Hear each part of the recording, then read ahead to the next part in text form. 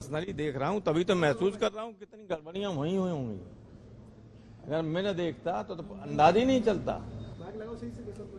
Sir क्या मुद्दे उठाए गए हैं सर ऑल पार्टी मीटिंग में समाजवादी पार्टी की तरफ से? समाजवादी पार्टी की तरफ से केवल SIR।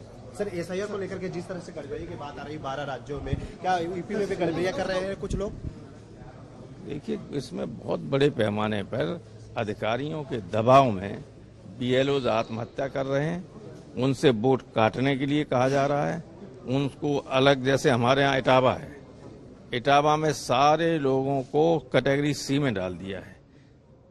एक प्रोसेस है कि जिसका 2003 में वोट है, 2025 में वोट है, सो कैटेगरी 1 में रहेगा। किसी डॉक्यूमेंट की उसको जरूरत नहीं। और अगर उनके फादर वगैरह का है, उनका वोट नहीं है, अब हैं वो वोटर, लेकिन उनके माँ बाप के वोट हैं तो कैटेगरी 2 में आ जाएगा। अब हम लोगों को कैटेगरी C में डाल दिया है।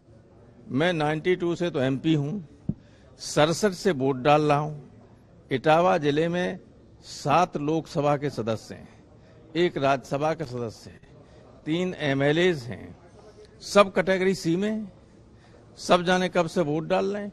तो ये अनियमितताएं इतनी जबरदस्त मनमाने तरीके से हो रही हैं।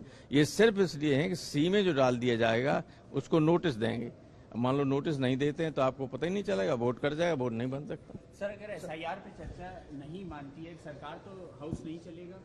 मेरी कोशिश यही होगी कि न चले। गर्मियों की छुट्टी होने वाली थी, मेरे पापा आने वाले थे, तो हम लोग सभी खुश थे। तो मैं एक बेड पे चढ़ के डांस कर रहा था, लेकिन वो पहले ही आ गए।